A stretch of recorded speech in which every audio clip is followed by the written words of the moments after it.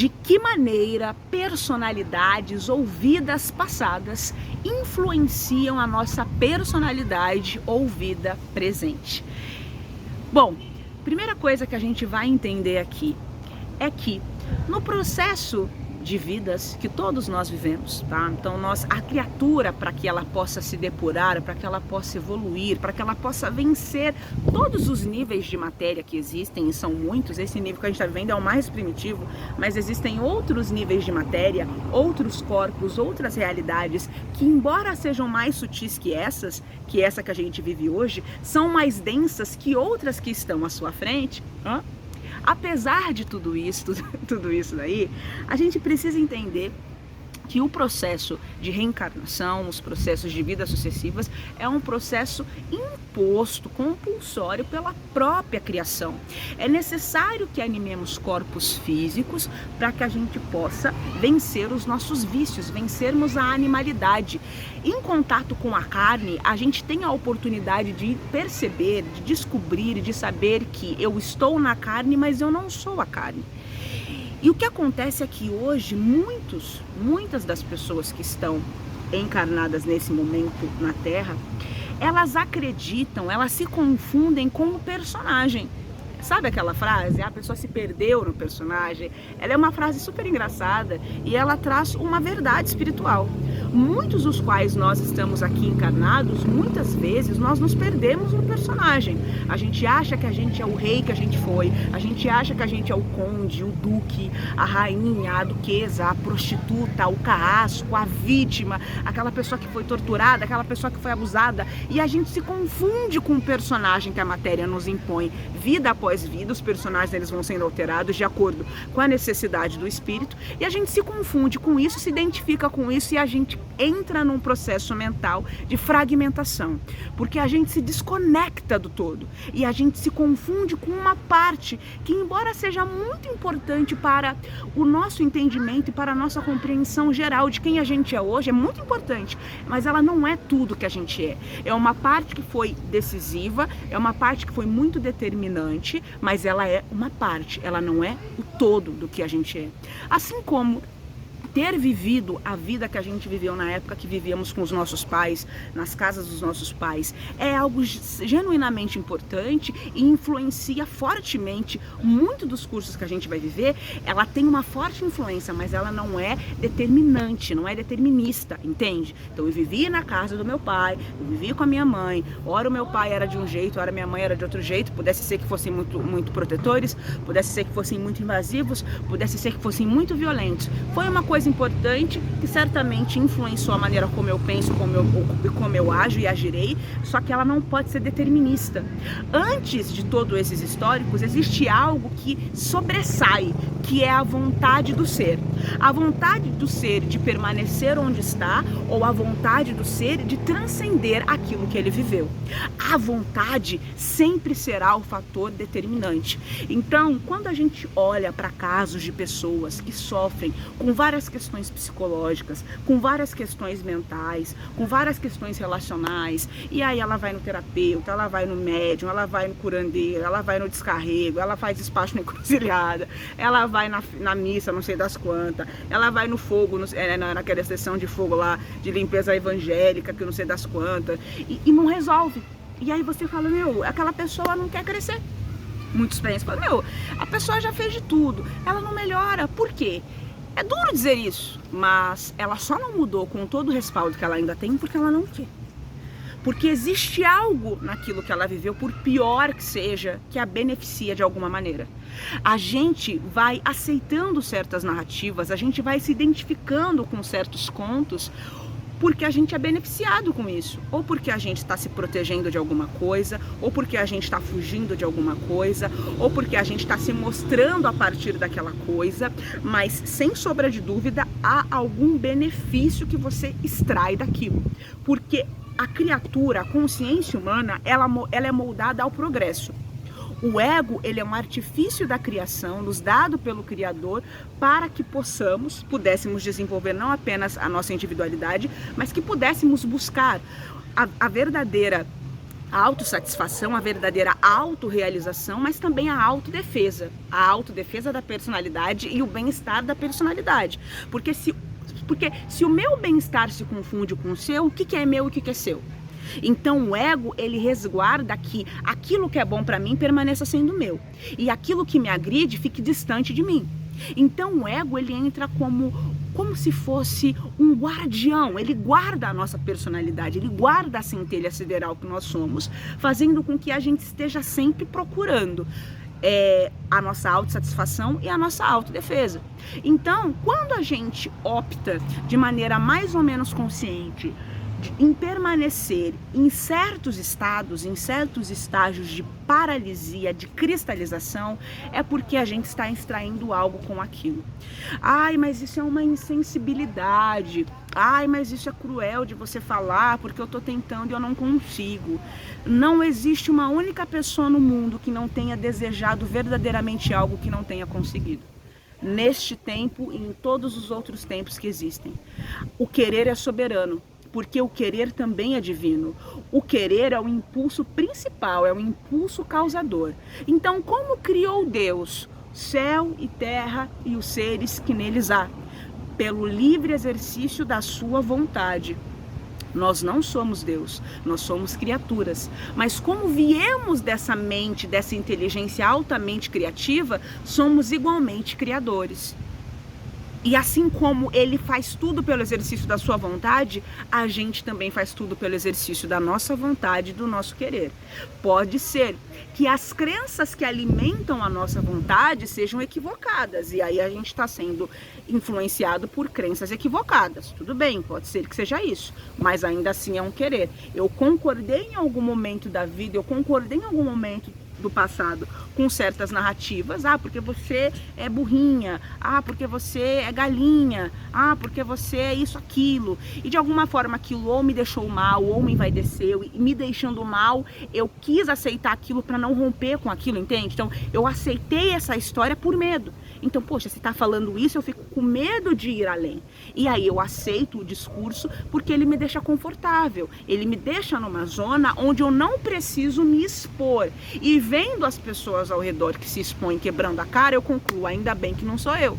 E aí a gente vai alimentando narrativas, como a gente pode dizer, narrativas pessimistas, entende? Essas pessoas que chamam a falta de brio dela, a falta de libido dela para com a vida, elas chamam isso de realismo. Elas dizem, eu sou realista. Elas dizem, eu não sou uma pessoa lunática, eu enxergo as coisas como elas realmente são.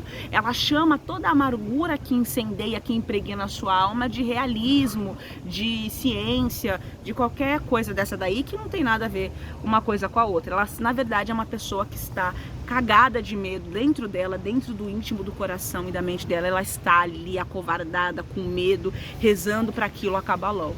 Então são todos processos que a gente passa no processo de vidas sucessivas. Os espíritos superiores responsáveis pelas programações reencarnatórias de cada um de nós, eles vão fazendo uma análise sistemática e gradativa do quanto a gente avança vida após vida. Então pega a Josélia. A Josélia, ela vai encarnar numa vida muito pobre. E na pobreza ela deve aprender a persistência, ela deve aprender a força, ela deve aprender a resiliência, ela deve aprender a humildade, ela deve aprender o alto valor dela e entender que o fato dela não ter não significa que ela não é. Olha que loucura! Na ausência de tudo, ela deve aprender que o fato de você não ter não significa que você não é. Você é apesar daquilo que você não tem, porque o que faz você não são seus bens materiais, o que faz você é o seu impacto psicológico e emocional no campo que te cerca, o impacto da sua existência na vida das pessoas, isso é você em ação. Então, se apesar daquilo que você não tem, você continua semeando amor, você continua semeando vida, vontade e tudo mais, isso é você, e não os bens materiais. Então, na ausência, Deus muitas vezes nos leva para desertos, para que na ausência das coisas, a gente perceba, a gente descubra que eu sou mais que tudo isso. Eu transcendo as coisas que ora eu tenho ou ora não tenho. Eu não sou essas coisas. Eu sou esse movimento energético que impacta a vida e os humores das pessoas que nos cercam. E isso é muito mais profundo. Porque Deus não é algo concreto dessa forma. Esse algo material, vamos dizer assim. Deus, ele é um estado, né? Ele é uma entidade que nos leva a conhecê-lo em níveis cada vez mais profundos, conscientes. E a gente vai mergulhando em um estado de Deus. E aí a gente conhece um outro estado de Deus. E daí a gente conhece um outro estado de Deus. E aí a gente vai mergulhando cada vez mais dentro de todas essas coisas bonitas. Olha isso, que coisa interessante. Então, às vezes, a encarnação da pobreza ou a experiência da pobreza. Então, às vezes não é que a pessoa nasceu pobre. Ela nasceu com uma vida talvez mediana, tenha tido muito dinheiro, depois perde tudo, ou então teve a maior parte do tempo sem nada, mas quando tem também não tem muito. E tudo isso é para ela entender a essência dela. Provas que muitas vezes são dadas às pessoas que sofrem ou sofreram de uma arrogância muito grande, de questões com carência muito grande, onde elas se identificaram com os bens que elas tiveram colhido em outras existências, que elas colheram em outras existências, elas se confundem com isso daí e elas não transcendem a experiência. Elas acham que elas se petrificam na experiência onde ela foi rei, rainha, duque ou duquesa, porque foi uma vida onde ela teve muito na vida material, ela teve um grau de penetração muito grande pelos bens e pelos títulos que ela teve, então naturalmente foi algo que foi um benefício para ela. Todo mundo se curvava para ela, todo mundo lambia a bunda dela, todo mundo abaixava a calça para a pessoa. É claro que ela não quer hoje se identificar como alguém que está pobre, como alguém que está sem emprego, como alguém que está passando dificuldade, mas são todas experiências sucessivas que vão vindo para moldar o caráter da criatura. Então a gente precisa entender que tudo que chega para nós como um presente, como, olha, hoje a gente vai te dar esse presente aqui, essa encarnação, essas circunstâncias, esses desafios. E quando você destravar tudo isso, você vai descobrir qual que foi, né, qual que é o presente ou o deleite disso que a gente está entregando para você. Como se fossem pequenos quebra-cabeças, entende? Que a gente vai destravando dentro da nossa encarnação, dentro das experiências que a gente tem, horas mais ou menos felizes, mas cada parte disso, cada pedacinho disso vai nos aproximando mais de quem a gente é. Estar em contato com quem a gente realmente é, naturalmente nos deixa mais em contato com o próprio Criador. Isso é o verdadeiro presente. Esse é o verdadeiro júbilo do espírito. Estar em contato constante, 24 horas por dia, com a sua fronte criadora. Então, quando eu abro o vídeo falando de que maneira as nossas experiências do passado influenciam a nossa vida presente, o que eu quero que vocês entendam é o seguinte: às vezes nós nos apegamos a algumas personalidades, nos apegamos a experiências que nos cercaram em outras vidas. Então, por exemplo, às vezes você foi um rei, às vezes você foi um rei muito poderoso, um imperador, um homem ou uma mulher muito rico, muito adorado, né? Ou muito temido, e você confundia esse medo que a população tinha de você com o poder, né? Porque só o fato de pensar em mim, as pessoas têm medo e você não entende aquilo, e você acha que o fato das pessoas terem medo de você é poder, e isso na verdade é uma grande fraqueza, mas isso é conversa para um outro dia. E aí você confunde esse medo que as pessoas têm de você, esse alto de você passar e as pessoas baixarem a cabeça com você, você confunde isso com respeito, você confunde isso com adoração, e você chega até mesmo a se julgar em dado momento o próprio Deus, dentro dessa vida do passado. E aí você pode ser que fez coisas boas, coisas ruins, um pouco de cada coisa, ou pode ser que você fez muita coisa errada. Mas o fato é que você se apegou àquilo que você viveu, às sensações. Então isso é próprio de espíritos bem maturos. Você se apega às sensações que a experiência te deu, os aplausos, os gritos, né? As pessoas te seguindo nas ruas. Você se apega àquela imagem, àquela sensação, aquele frisson, tudo isso que atinge o nosso ego, não o nosso espírito.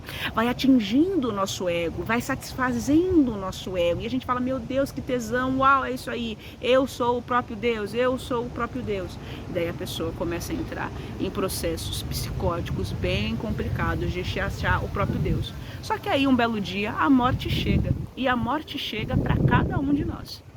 E aí a morte chega, a gente, né, se vê no plano espiritual, vou pular um pouquinho essa história, né, acontece uma série de coisas, aí chega o convite, olha fulano, você vai voltar de novo, vou voltar de novo, glória a Deus, só que você não vai voltar como um rei, você não vai voltar como uma rainha, nem como um duque, nem como uma duquesa, nem como um imperador, nem como uma imperatriz, você vai voltar como um homem humilde, você não vai ser de todo pobre, mas você vai ser um homem que com certas restrições financeiras.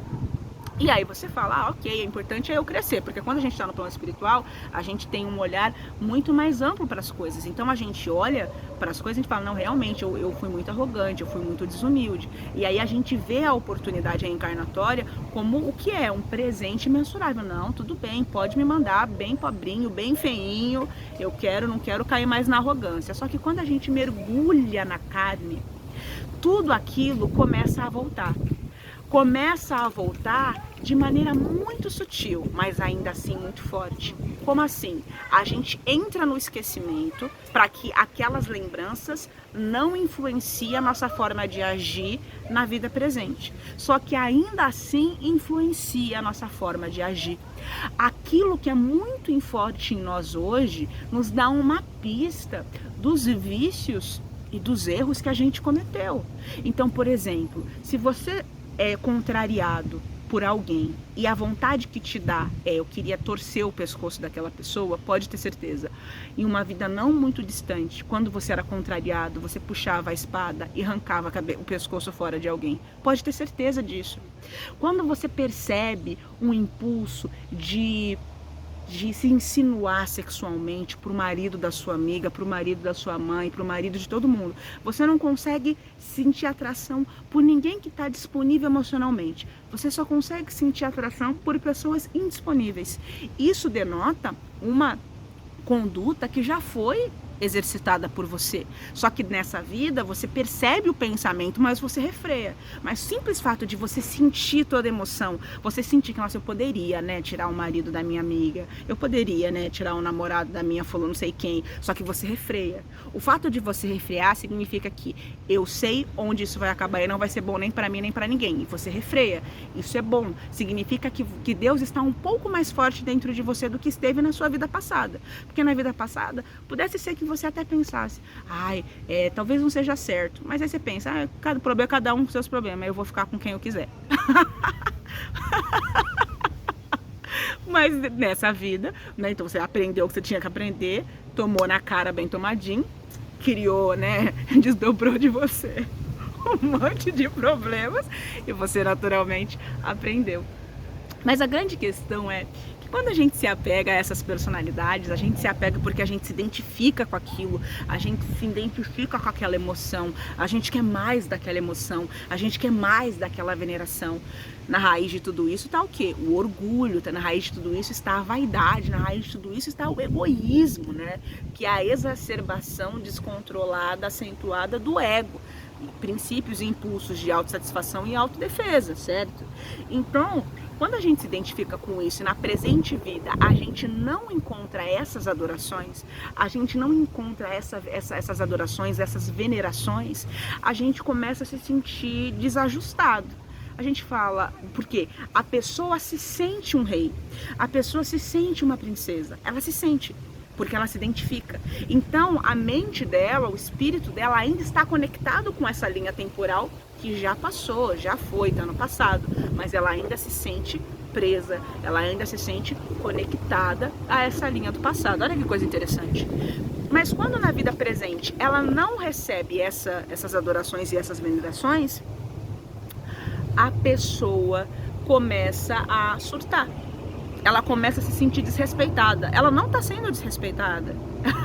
ela apenas está sendo tratada de igual para igual, que na outra época ela não foi tratada de igual para igual, simplesmente porque ela era um príncipe, um rei, um faraó, e se ela não fosse, se os súditos não adorassem ela tacava na fogueira, ela mandava cortar o pescoço, ela mandava matar a família. E hoje ela não pode fazer isso.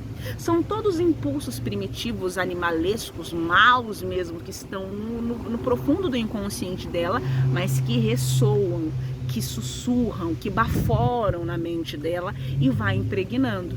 E a pessoa vai criando um estado mental de reatividade, porque ela sente que ela não é tratada como ela merecia, porque ela sente que ela ainda é um rei.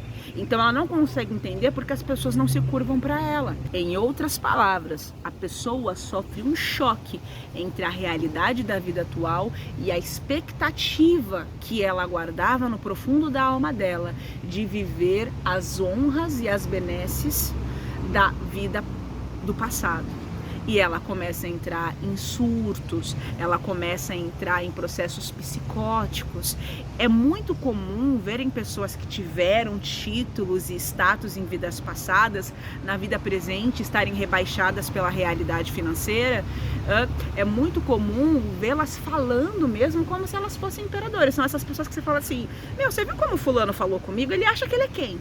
E eu te respondo, ele acha que ele é um Deus, ele acha que ele era um imperador, ele acha que ele é tudo isso, por isso que ele fala com todo mundo desse jeito, por isso que ele olha todo mundo de cima para baixo, e o olhar que a pessoa lança para todos é um olhar que humilha essas pessoas, porque literalmente na irradiação que ele lança no olhar para cada uma dessas pessoas, ele impregna isso com um profundo ranço, com um profundo desprezo, porque na visão dele distorcida de que ele é um rei, que ele tá acima de tudo e ninguém tá acima dele, né, como diz a Suzana Vieira, não existe mais poderoso do que Deus e eu, ele lança para as pessoas um olhar de apequenamento, como se dissesse, vocês não são nada, eu sou tudo, vocês são nojentos, vocês são asquerosos, rebaixem-se para mim, curvem-se para mim e ainda não me olhe de cima.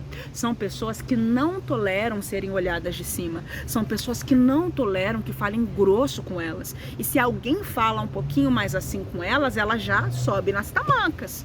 Você pensa que você é quem, você acha que você sabe com quem que você está falando, e ela começa a entrar numa viagem. É muito comum essas pessoas que se veem nessa frustração da presente vida, percebendo que, cara, o que eu vivi, já vivi, não vou viver de novo, pelo menos não nessa existência. É muito comum elas procurarem preencher essa dor que é se perceberem tão distante da realidade que elas tocaram na vida pregressa, elas se lançarem num processo compulsivo de entender o que dá status nessa vida. Normalmente é dinheiro e sexo, né? Dinheiro, sexo, mediunidade, normalmente, né, títulos desse tipo, ser um grande orador, ser fama, ser artista. Então essas pessoas, elas procuram caminhos de serem adoradas nessa vida dentro das perspectivas que ela tem presente. Então pode ser que ela se torne um trabalhador compulsivo, pode ser que ela se torne uma pessoa, um sedutor compulsivo ou uma sedutora compulsiva que se entrega sexualmente a qualquer um e faz da cartela de namorados, de ficantes e peguetes que ela tem, ela faça disso o objeto da sua autoestima. Então, quanto mais dinheiro ela tem, mais autoestima ela tem. Quanto mais ficante ela tem, mais autoestima ela tem. Quanto mais ela vai desenvolvendo a mediunidade dela, mais ela se sente incrível. São esses falsos profetas, pastores, médiuns de igreja de Umbanda, Candomblé, Quimbanda, ou mesmo no judaísmo, o Wicca, não importa. Elas vão pegando as suas mediunidades, a mediunidade é o processo de intermediação entre os mundos, né? Que a gente vai desenvolvendo, todo mundo tem mediunidade, todo mundo tem essas faculdades de contato e de manifestação do próprio Criador, vamos dizer assim, tá? E aí a pessoa começa a se perder no rolê, ela começa a se perder no personagem, olha só, fruto dessa grande dor, dessa grande carência, dessa grande frustração. Eu não aceito não ser mais reconhecido como um dia eu fui, porque ela, como ela é orgulhosa, ela não entende assim, poxa, que legal, Deus fez uma leitura do meu espírito, e ele percebeu que para complementar o que eu aprendi na vida passada, eu vou viver coisas nessa vida, mas é um complemento. para que eu me aproxime mais dele. A pessoa não enxerga isso como um presente, ela enxerga vir pobre, e olha, muita gente não vem namorando na rua mendigo, não, vem uma condição ok de vida, mas é pobre, né? Não é uma pessoa que tá sobrando dinheiro. Ela enxerga um rebaixamento. Olha que coisa interessante. A pessoa não vai olhar para isso e vai enxergar isso como uma oportunidade de se aproximar de Deus. Ela enxerga, eu fui rebaixado. E ela sente ódio. Então, até esse ímpeto que motiva ela, eu vou ganhar mais dinheiro, eu vou ficar com mais homem, eu vou ficar com mais mulher, eu vou desenvolver mais a minha mediunidade, eu vou não sei o que. Todo esse ímpeto de conquista é motivado por uma profunda vaidade, um profundo orgulho. Olha isso, que loucura. E ela vai se inflamando, ela vai se incendiando, ela vai ficando com ódio. E nada do que ela faz é para ela. Nada do que ela faz é para satisfazer as necessidades dela.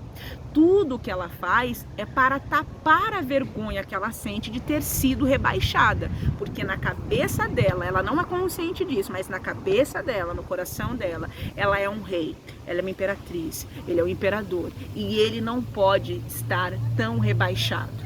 Então ele vai procurando a adoração de todo mundo, ele vai procurando formas de espizinhar nas pessoas. Então quanto mais dinheiro ele ganha, mais ele se sente poderoso, mas também mais arrogante ele fica. Porque quanto mais dinheiro ele ganha, mais justifica a atuação dele de arrogância.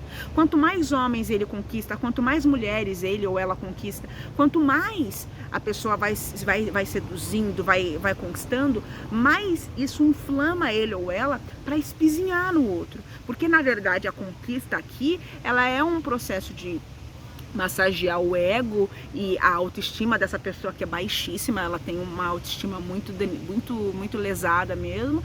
Não atua só nisso, mas entra como um atestado de que esse é o seu lugar. Isso, chore por mim.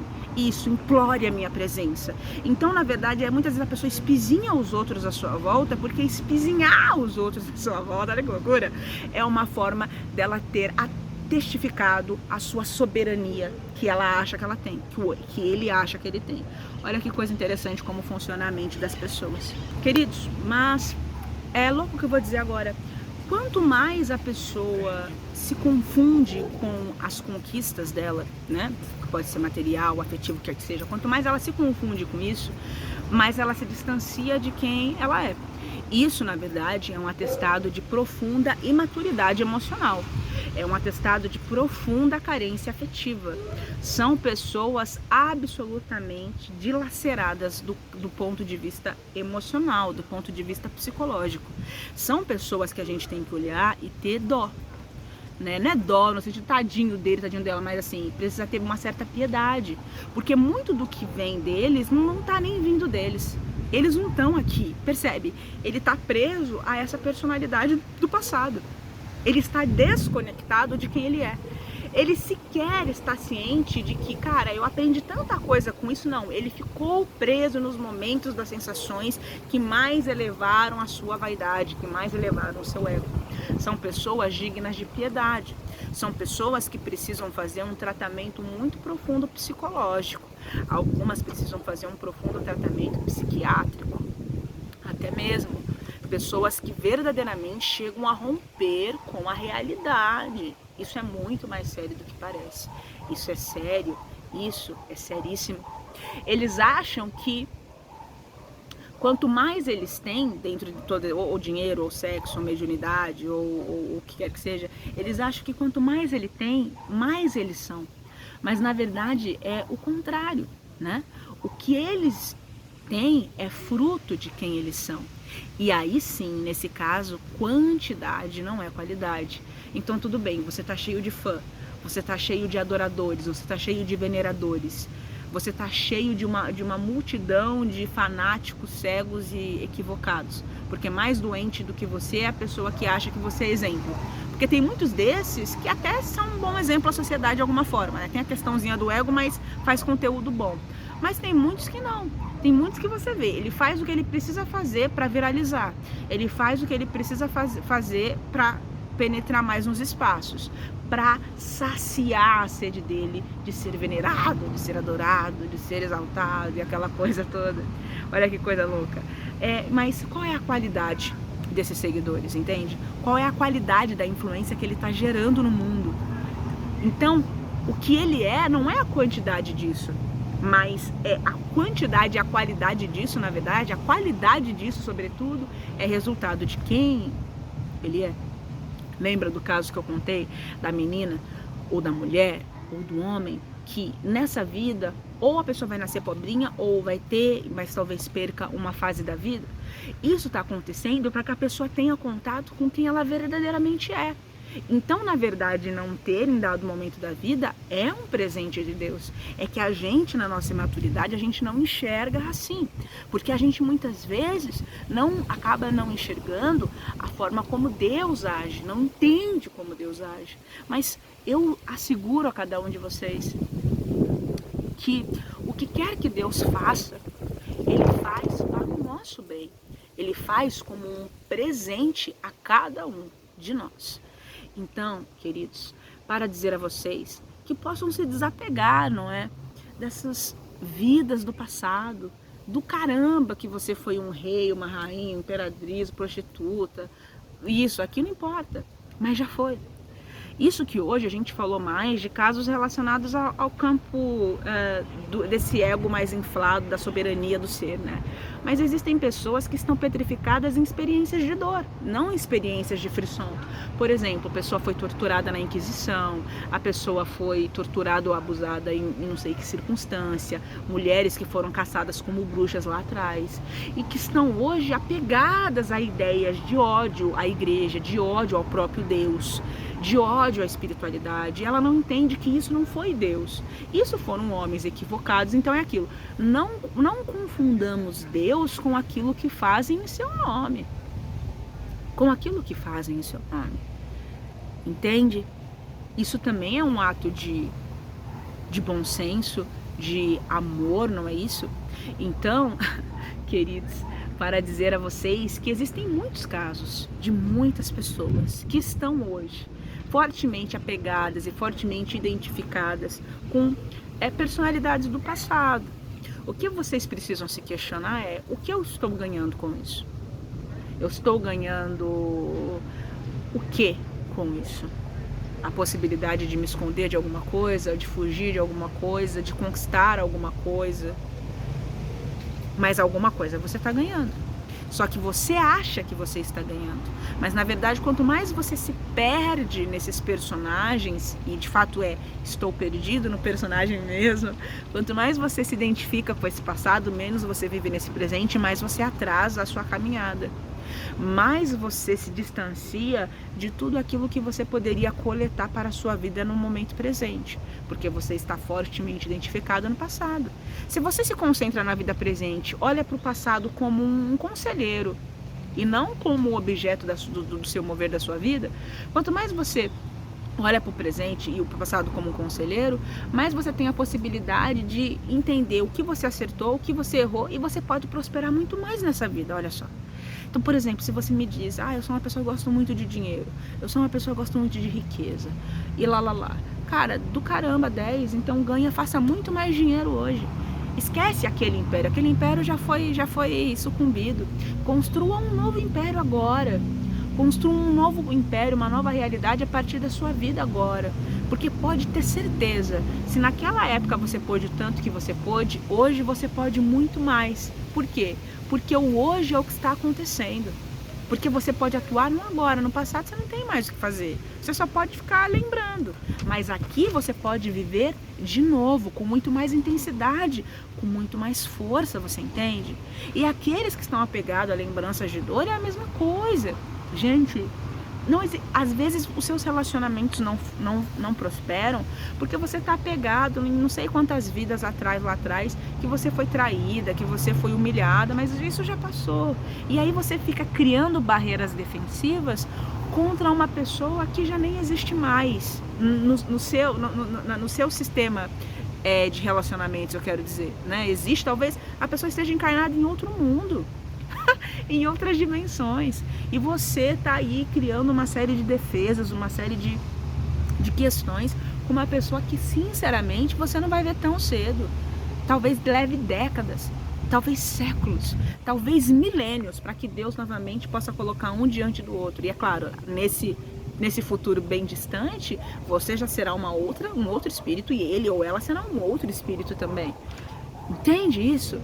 Então, cuidado, porque muitas vezes a gente dá o controle da nossa vida para pessoas que... Qualquer pessoa que a gente der o controle da nossa vida não tá certo.